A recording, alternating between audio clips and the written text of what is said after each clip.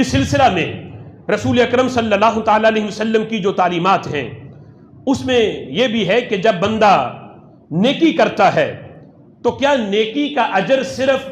روح کے لیے ہے یا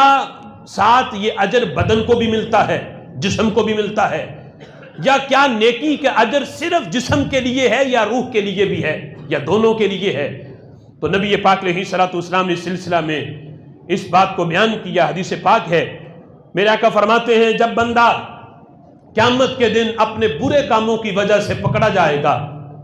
تو جس وقت نامہ اعمال تولے جائیں گے، گناہ زیادہ نیکیاں کم ہیں، تو اب بندے کی روح جو ہے اس کے جسم کے ساتھ جھگڑا کرے گی، روح اور جسم کا آپس میں جھگڑا ہوگا۔ روح کہے گی کہ یہ تیری وجہ سے آج میں بھی پکڑی گئی، تو نے یہ کام کیے تو آج یہ شامت میری بھی آئی کہ ساتھ یہ تکلیف آج مجھے بھی سہنی پڑے گی۔ جسم کہتا ہے میں تیرے بغیر تو کسی کام کا نہیں تھا، اگر تو میرا ساتھ نہ دیتی تو میں یہ کام کیسے کرتا، یہ ہاتھ میں حرکت، یہ بدن جو چل کے گناہ تک پہنچا، یہ سارا تیری وجہ سے ہی تو تھا۔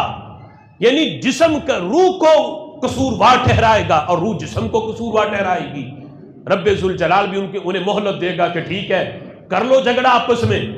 پھر فیصلہ تو میں نے ہی کرنا ہے۔ اب یہ روح اور جسم کا جھگڑا ہے، ایک ہے بندے کے اعضاء کا بندے سے جھگڑا، یہ بھی حدیث میں ہے، ہاتھ جھگڑا کریں گے، آنکھیں جھگڑا کریں گی، اور جہاں ہے روح بھی بندے کے جسم سے جھگڑا کرے گی۔ روح کہے گی تیری وجہ سے آج میری بھی شامت آئی۔ تو میرے آقا فرماتے اللہ مہلت دے گا، بعد میں رب ذوالجلال انہیں چپ کروائے گا، روح اور بدن دونوں کو، اور کہے گا مجھے ایک بات کا جواب دو۔ رب ذوالجلال دونوں سے خطاب کرے گا، کہے گا مجھے اس بات کا جواب دو کہ ایک بندہ جو اپاہج ہو، چل نہ سکتا ہو،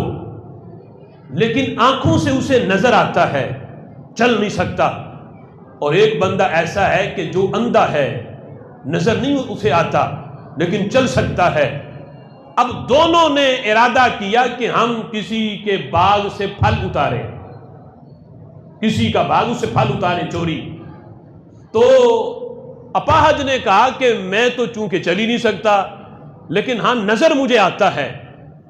تم ایسا کرو کہ مجھے اپنے کندھوں پہ اٹھاؤ، نظر تمہیں نہیں آتا، نظر مجھے آتا ہے، ہاں تم اٹھا تو مجھے سکتے ہو، چل سکتے ہو، تم مجھے کندھوں پہ اٹھا لو، میں یہ پھل توڑ لوں گا۔ اب رب ذوالجلال پوچھے گا بتاؤ جب پھل انہوں نے توڑ لیے تو بتاؤ اندھے کا قصور ہے یا اپاہج کا ہے؟ روح جسم دونوں کہیں گے نہ اکیلے اپاہج کا ہے نہ اکیلے اندھے کا ہے، دونوں کا اکٹھے ہے۔ فرمایا پھر جب دونوں کا اکٹھے ہے تو تم جھگڑا کیوں کرتے ہو؟ نہ یہ قصور اکیلے جسم کا ہے نہ قصور اکیلی روح کا ہے، روح جسم کے بغیر کچھ نہیں کر سکتی اور جسم روح کے بغیر کچھ نہیں کر سکتا۔ یہ گناہ جو کیے گئے دنیا میں، یہ روح اور جسم دونوں کو اکٹھا معاملہ تھا، اس لیے یہ سزا جو ہے اس گناہ کی روح کے لیے بھی ہے، جسم کے لیے بھی ہے۔ اور اگر راحت ملنی ہے، جنت کی کھڑکی کھلنی ہے، تو یہ سکون جہاں روح کو میسر ہے وہیں رب ذوالجلال یہ سکون بندے کے جسم کو بھی عطا فرماتا ہے۔ اور یہی وجہ ہے کہ صدیاں بیت جانے کے بعد بھی قبر کھل جائے تو بدن بھی سلامت رہتا ہے، کفن بھی سلامت رہتا ہے۔ رسول اکرم صلی اللہ